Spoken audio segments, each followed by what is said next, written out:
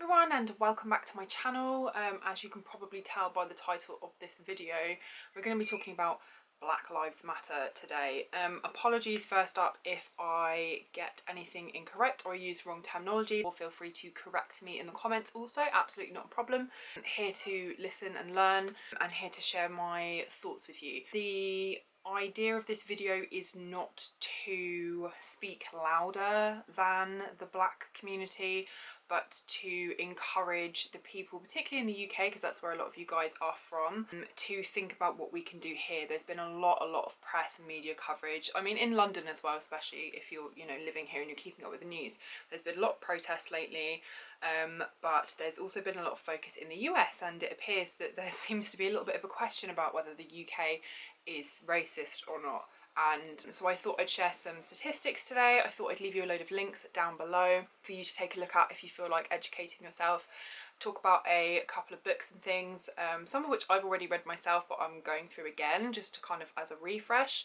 And yeah, just leave all sorts of kind of educational resources in the down bar for you guys. So we're going to be talking about Black Lives Matter, and as I say, I want to amplify and educate while I myself am still learning. I am bound to make mistakes. I'm bound to fuck up. I will still say things that probably aren't right or not get things right, but the whole point of having these conversations, however small or large your platform is that we need to be showing support. We need to be amplifying the voices of those in the Black community. I'm also going to leave a load of links to some places you can follow, some Black influencers that I really like, or people that I kind of know in my life, or people that I talk to regularly on my social media that you guys might find really interesting. Some really nice kind of body acceptance accounts, and just some like absolute goddesses, to be honest. So if you enjoy the kind of content that I post, especially when we're talking about kind of body confidence and things, then you will definitely enjoy these guys as well. So do go give them a follow. As I said, lots of helpful links down below. I apologise if this video is a little bit rambly, and I also apologise if you guys think this is a little bit late. I've tried to film this about 3 times, and every time I kind of think of something different or something that I've left out, and I've kind of just got to the point where I'm just going to have to accept the fact that it won't be perfect, and I hope that you guys will forgive me for that.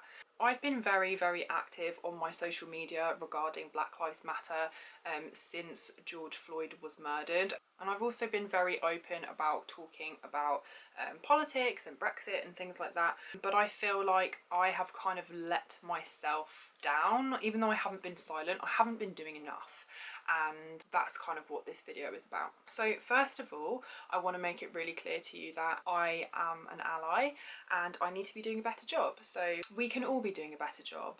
I think what I'm seeing a lot of at the moment is people finally kind of coming together on social media and things, but the action needs to be taken in your own time.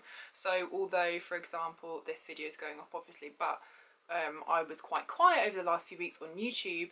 I was posting on social media, I was educating myself, I was going over some books that I'd already read, and making a list of new ones that I should use to educate myself, because posting that black square and coming out and saying that you support Black Lives Matter is brilliant, but what we really need to be doing is doing the hard work and the educating and the learning and the teaching others who maybe are a little bit ignorant or just didn't think that way or whatever. I think it's a very hard topic to discuss, because I feel like when white people are confronted with someone saying, hey, that's racist, the automatic reaction is to, because obviously racism is horrible, is to go, oh my god, no, I'm not racist, like, why would you call me that, blah blah blah. What we need to be doing is kind of taking that and not turning on the defence straight away. The more we speak up, the more we learn, the more we educate ourselves better, the stronger the movement's going to be. So if you are seeing people say things that are inappropriate or make like horrible jokes, if you are higher up in a business and you are not seeing persons of authority in that business at your level that are members of the black community as well, then that is where you need to step up and say things. You know, for me, bringing it into fashion's one of those industries where for a number of years and still to this day, if you are on set, especially when you do things like Fashion Week and stuff like that, there will be a number of makeup artists and hairstylists that will have the black girls come and sit in the chair and they'll walk off because they don't know how to do skin and they don't know how to do black hair. So, you know, these are things that I actually haven't experienced that on set because I am the kind of person that I would say something anyway, but you need to be saying stuff when you see it. You need to be calling this behaviour out, as do I, and we need to rethink the way the systems are working. It should be standard, and it should be a standard part of your course if you are doing hair and makeup on a course, that you learn how to do skin properly for darker complexions and you learn how to do hair properly for darker complexions. That should just be built into the system, and this stuff is not. It's an afterthought. It's an extra bit of training that someone can choose to go on to do, which is, you know, mind-boggling to me. You know, these things really, really do need to change. Now, I want to talk to you a little bit about white privilege. I know a lot of you know what this is. I know a lot of you acknowledge that you have it, but there are some people who still don't seem to understand that white privilege exists. It's not a myth. I had a little ding-dong with I don't even want to say a troll because these people weren't like trying to troll, they were just really fucking ignorant. White privilege exists. If you are white, you have it. Now, white privilege doesn't mean that you've done anything wrong. White privilege just means that because you were born with white skin, you are afforded a privilege at birth immediately where you are not given a tougher time in various different circumstances because of the colour of your skin. That's not something that you asked for. It's not something that you did wrong. It's not something that perhaps you even want. It's just something that is kind of ingrained. It's part of the fabric of society, and whether you like it or not, you have it if you're white. That's it. End of discussion, I'm afraid. I see a lot of people saying, oh, well, if you work hard, you can achieve anything. Like, there's not white privilege. There's just people that work hard and people that don't. Absolutely, you can achieve most things if you work your ass off. That's not what this is about. This conversation of white privilege is about the fact that if there was one black person and one white person, the black person is already 3 or 4 steps behind the white person just for being born with that skin colour. And that's what we're talking about. We're not saying that the black person can't work their arse off and hit the top. We're saying that they're already disadvantaged because of the colour of the skin. And that is honestly just due to the fact that our society is based on systemic racism, and you can go back through history and see that for yourselves. You know, you can't deny the facts. So I'm not saying that hard work doesn't equal success, because it does, but we're choosing to not acknowledge your white privilege. You are undermining the fact that if you are a member of the black community, you are already 5 steps behind. And I think this is where it kind of gets tricky for people. I think people hear the word privilege and they think, well, I grew up and I was poor, or I grew up and I had hard times, or I had a father who was an addict, or a mum who was an addict, or I was abused as a kid, or, you know, I never went on holiday, I never had nice things. By acknowledging that you have white privilege, you are not telling the world that you have not had struggles. But socioeconomic privilege and white privilege are 2 very different things, and you need to know the difference. I have had really hard times in my life. I have had battles with depression. I survived a suicide attempt, but I have white privilege still. It doesn't mean I haven't had a shit time, you know? And it's really important to acknowledge that. The difference here is that by acknowledging your white privilege, you are acknowledging the fact that you may have had a shit time, but it wasn't because of your skin colour, and that there is the difference. You know, if I just give you some real life examples here, I will never have to worry that if I were to ever get into trouble with the law, that brute force that could be life endangering would be used on me. That is just not something I would think about at all. I don't have to worry about my brother going for a jog in a hoodie and getting chased down and shot. I don't have to worry that he would be stopped and searched just because of his skin colour. I will never experience being questioned like how I afforded nice things because of my skin colour. If I set an alarm off because someone didn't take a tag off of something when I'm leaving a shop, the likelihood of my bag actually being searched is very minimal. I don't have people cross the street when they see me. I don't have to worry that my life or my family's lives will be put in danger because of the colour of their skin. The fact that I am even having this conversation, making a video about it, is a privilege. You know, I've seen videos of kids standing up to their parents questioning why they're saying these things, like, you don't understand, these people have been systematically abused by society for hundreds of years, why are you not getting this? The fact that that conversation is even happening in a household is privilege. That shouldn't even be a conversation. So this is what I mean when we're talking about white privilege. And I think for white people, myself included, sometimes it's quite difficult to accept that you have just been handed something that you didn't ask for.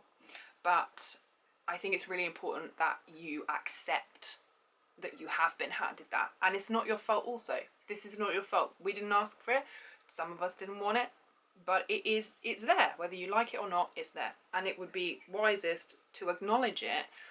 Because I feel like once you acknowledge it and you're more aware of it, you can see how society works to disproportionately disadvantage those who are not white. Then you can understand how it works, and to understand how it works is to understand how to be able to do things that change that. And that's what this movement is about. I want to talk a little bit about the power that you have. If you're in the US, you have the power to vote. If you're in the UK, you have the power to vote. Especially if you are a woman, please use it. People died fighting for our rights to be able to vote. Use it. The more of you who think that way, who decide, actually today I'm going to turn out and do this, you have more power than you think you do. That stuff really matters, and educating yourself on politics in your country really matters. I had another ding dong with a troll the other day, who basically, I mean, he wasn't particularly like disgustingly rude or anything, but what fucked me off was his insistence that because I am not American, I shouldn't be telling him not to vote for Trump, who, by the way, you shouldn't vote for because he is a racist, misogynistic piece of shit, and we need to grab him by the pussy and get him out of office. So there's my thoughts on that. But you need to educate yourself. I'm not saying I know everything about American politics, because I don't. I don't know everything about UK politics, but I make it a point to have conversations with people who know better than me, and to read my newspapers, like several different ones, not just ones that are a bit lefty like myself. It's good to get out of your comfort zone as well, and to read things from people that you don't necessarily agree with in order to understand their perspective. That will either strengthen your own, or it will at least make for a good, discussion with someone where you can actually argue the points properly because you know where they're coming from. Some of this stuff you're not going to agree with, but it's really good to hear both sides. Just because I feel very strongly about Trump doesn't mean that I wouldn't absolutely take in, acknowledge and accept someone else's opinion about him, even if it was only to dismantle their argument. But all of this kind of stuff is really helpful. Signing petitions and donating. Petitions are great. You are always on your phone. If you are anything like me, you are always on your phone. I'm always on my phone. I'm on my phone when I'm on the train to work. I'm on my phone when I'm bored. I'm on my phone because I want to look at Instagram. So sharing information and taking time to sign petitions when you always have it in your hand, it's a 2-second job. You just need to pop in your email. Boom, you're done. I know maybe a lot of people are like, oh, I don't want to get spam, or I don't want to keep updates. There are boxes you can tick to make sure they don't continue to send you loads of emails. It's just reading, ticking, it's not that hard, and it doesn't cost you anything, more importantly. Not everyone has money to donate, but that is also another brilliant way for you to help. I know that a lot of these funds, bail funds, things like that, have had a massive influx of donations lately. But what I would say is, maybe rather than giving like 50-60 quid, could you set up something where maybe it's like £5 a month or something like that, which is like a large Starbucks coffee, is it not? Because what will happen is, and what happens with most of these things, is that there's an influx when something like this happens, and then those people kind of trail off. They don't have that much kind of help the whole way through. And what's better for some of these movements is consistency, for them to be able to continue to do the work when that initial kind of influx has kind of run out or come to an end. So also maybe picking like smaller local charities that are in your area, volunteering your time as well. I know like lockdown and COVID has made that really tricky. Things are starting to open up. Obviously I implore you to be really careful and listen to your government's advice for your area and all of that kind of stuff as well. But there's more than one way to help. Even just sharing posts from your favourite black influencers and things, amplifying those voices from the black community rather than trying to speak for them or over them, which is hopefully what I'm trying to do with this video. Let's talk a little bit about the phrase "all lives matter." I keep hearing this, and it's incredibly frustrating that people just don't seem to understand the issue with this. It's not, I see a lot of people going, "You're racist if you say that." I feel like jumping on someone like that isn't necessarily the best way to go, and I don't think if you're saying all lives matter, it automatically makes you a racist either. Why is there a problem with all lives matter? The problem that we're having now is that black lives are disproportionately thrown aside and not cared about compared to other lives. And this is where and why the phrase "Black Lives Matter" comes from. If your house is on fire and your next door neighbour's is not, their house still matters, but yours is on fire. So you would probably like them to come and help you put yours out. Because all lives can't matter until black lives do. And that is the end of it. Another example, if I had a really bad accident and I broke my arm and I went to the hospital and I said, "Oh my God, help me, I'm in so much pain, my arm's broken, I need help, can someone fix this?" The doctor is gonna, the equivalent would be the doctor looking at me and going, "Well, all bones matter. Yeah, but this one is the broken one, this one is the problem right now." So it doesn't work. Just because people are using the hashtag Black Lives Matter does not mean that they do not acknowledge that all lives matter. But the help is needed for black lives right now. And to me, that is a very, very simple thing to grasp. I don't think that people necessarily mean to be as ignorant as they are, but it is tone deaf at the very best. The all lives matter is really kind of a hijacking of a movement, and it's fucking offensive. Actually, it's offensive. You're missing the whole bloody point. It's offensive.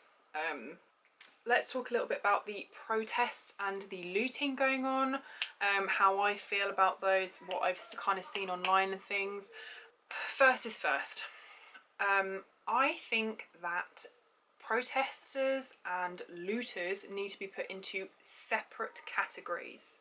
There are many a peaceful protests going on where no looting has happened. The majority of protesters are not looters. What I will say is, when we're thinking about the looting, I want you to pay really good attention to who you are seeing doing the looting. Whether, like me, you are seeing mainly white people, or in fact police officers causing damage and looting things, and whether you are also seeing black people saying that we do not stand for this and asking them to stop, which is the majority of what I have seen personally. You also need to bear in mind that there are certain groups who will always use a distraction, such as these Black Lives Matter protests, to make it work for their own gain, which is something that I don't feel everyone is actually considering, and they should be. You should not tarnish one large group of people by the actions of a very, very small minority. I know that when I say that, there's probably going to be, you know, the odd few in the comments, or maybe thinking, well, isn't that what people are doing about the police? Look, we all know that not every police officer is a racist murderer, but we also know that police brutality in the US, particularly against the black community, is a massive, massive issue. You know, the statistics show that police are more likely to kill or injure the black community when making an arrest. You can look up the statistics for yourself that prove these points. They're not difficult to find. They're everywhere. So, you know, if you are the wife of a police officer, if you are the son or daughter of a police officer, or you are a friend of a police officer, your boyfriend is one, your sister is one. So if you are one of those people, know that the majority of people are absolutely aware that it is not every single police officer, but it is undeniably a problem in the system that is continuing to happen, and the statistics prove this. And it's a problem here in the UK as well. So I'm just going to read you some statistics. These are I will leave a load of links for you guys below anyway, as I say. Overall, black people are about 4.5 times as likely to be stopped and searched as white people across England and Wales. They are 3 times more likely to be arrested, 50% more likely to be detained under the Mental Health Act, 3 times more likely to be unemployed, and twice as likely to die in police custody. It's not just a US problem, but it is a problem that we should all be working on. We've spoken a little bit about looting. I also recommend that you go and have a look at Trevor and some of his interviews and things. He's got some very interesting perspectives. He is a South African mixed race man who speaks very well. His interviews are brilliant. He's also a TV host. I don't really like his kind of TV stuff. I prefer his interviews, and I also highly recommend you go and have a read of his book. It's called Born a Crime, and it is a biography. It's very interesting, autobiography. If you are a little bit more interested in apartheid, for example, it's a really good read. He also discusses looting, and we're going to talk about kind of looting and protest now as one, although I do feel they are separate issues. I feel like people are bundling them together because they're seeing things happen that are quite violent. The perspective I'd like to offer you, although I am absolutely not someone who agrees with violence or think it necessarily solves any problems at all, I do feel like it causes more damage, particularly in the areas where this stuff is going on. There is more damage and more hurt being caused to ethnic minority groups, which of course are the ones that we are protesting for. So yes, I understand that there's a conflict there, but what I would like maybe other people who are just like, no, I'm just not doing it because these people are being violent and it doesn't solve anything. I would like to ask you what you think the appropriate response to being murdered for your skin colour is. Because I don't know what that is, and I don't think anyone can really tell the black community what that is. I understand people's concern and their dislike of what is going on, but I honestly do not understand when you are being murdered for your skin colour and abused throughout society on every level, in the fashion industry, through employment, you know, the areas that you live in, everything is against you. I don't know what an appropriate response to that would be, because even the leaders years ago that were campaigning for these things were shot and killed. Malcolm X, Martin Luther King. You know, we've tried to keep the peace, and that hasn't worked, you know. They tried kneeling, there's been petitions, there's been marches before, and no one's listening. And what's interesting is that, you know, today's society, the capital speaks, money speaks. You're even seeing this with COVID now, where the certainly in the UK, I can't speak for other countries, we want to get the economy moving, even at the risk of people's lives being put in danger because of COVID. Is very clear to me that my own government is putting the needs of the economy above life right now. That's my personal opinion, but it's, you know, that's the thing, and that's what's going on, is that black lives don't matter as much as property and commercial buildings, and that's not okay. So if you are one of those people who don't get it, maybe that offers you a different perspective. But the real question I would like for everyone to think about is, if you are being murdered for your skin colour, then really what is the appropriate response to that? Because they tried to keep the peace already and no one listened. Food for thought. With regards to the protests, most of the protests are peaceful.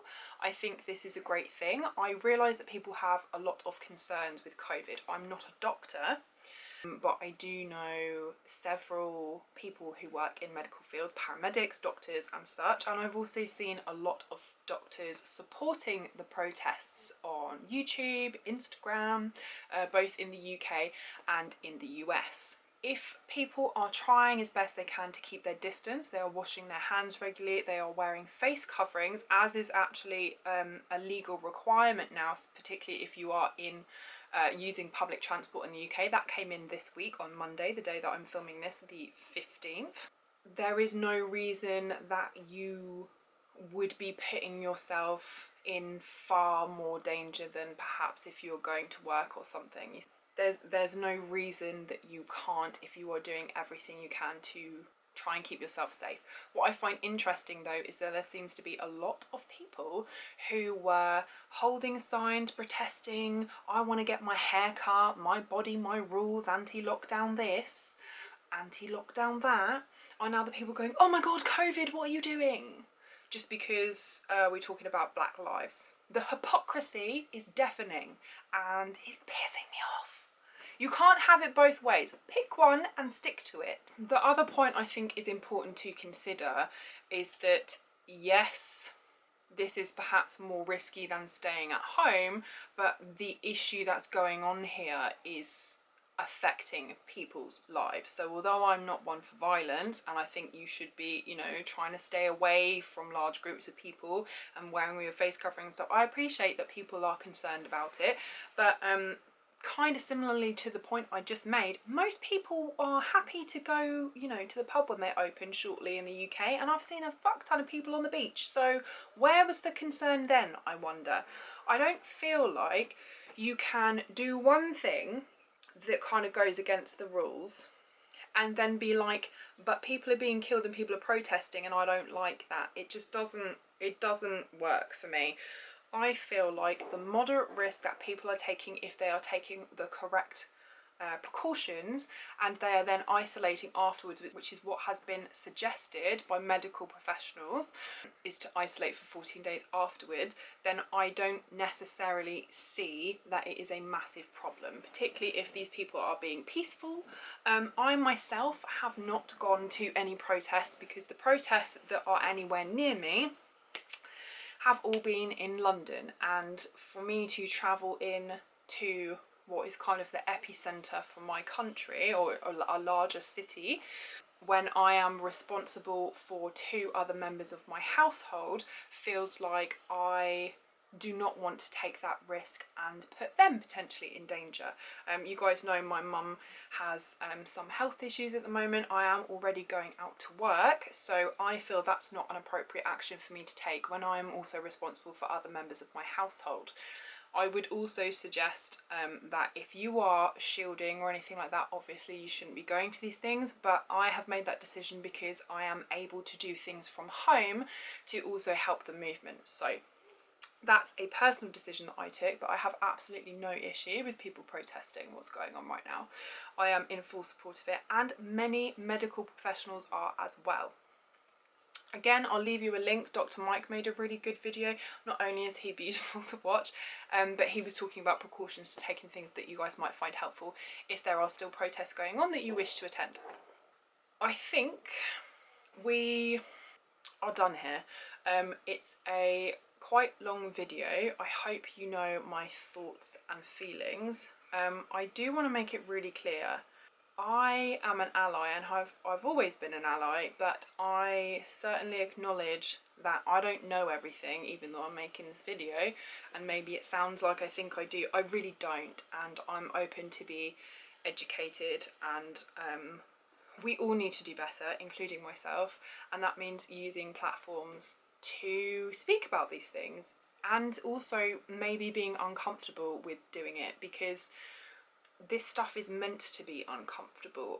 Facing a problem that is a white people problem, because it is, because we created it, is uncomfortable, and it's not nice, and you might feel a bit depressed about it, and you might have some guilt, and you might not want to watch something that will make you very angry and upset on Netflix. But this stuff is meant to be uncomfortable. It's a problem we created, and it's a problem that other human beings with families and feelings and lives that matter are living every single day, and it is imperative that you do the work too, and you fight every ounce of this with your whole being, and you take that into the life that you're living. So yeah, I think that's really clear, hopefully, everything I've said. Your vote counts. It's really, really important. Don't forget as well, if you are signing petitions or you're writing emails to your MPs and stuff, I've seen a lot of templates flying around. You must change the details, change your name, switch around the writing a little bit. If there are hundreds and hundreds arriving in inboxes, this stuff's going to go to junk. It's going to get kind of put in the spam folder, because it will be seen as like a duplicate. So it's really important, if you are trying to do those things, that you're not wasting those actions by not changing a few bits and pieces, swapping some of the words around, things like that. Let's make sure that you are donating if you can. Make sure that you are donating some of your time if you can, and if you're on your phone already, then sign some of those petitions and stuff. Particularly if you're in the UK, look out for things to do for the UK. I know a lot of these things you can't sign if you are in the UK, because a lot of these things are also kind of American things, but there are also like I believe they call them zip codes or postcodes, as we would say, that are going around that you can use so that you can sign them from the UK. Really, really important that this conversation continues to happen. I feel like I was a little bit late to the conversation, but maybe this will give people a little bit of like a second shove. This work has to continue. It's really important, and trust that I am doing it from home. I'm not just going to spout this stuff at you guys and then not be doing things either. I've been watching some really interesting things on Netflix as well, so I'm going to leave a load of links for you, educational resources. There's also a Black Lives Matter highlight that's on my Instagram, and yeah, if you are looking for that kind of stuff, go follow me over there. Again, more influence and things that I think you should go and have a look at, and all the helpful links and stuff will be down below. I will kind of categorize them as in like books, Netflix series, YouTube things to watch. There's a really good documentary by Mona Chalabi, who is also excellent. Go follow on Instagram. Very easy kind of illustrated versions of like facts and stuff, so you can kind of see in a image type way what she's trying to illustrate. It's really, really quite striking the way she does it. Very easy to understand and quite simplified, but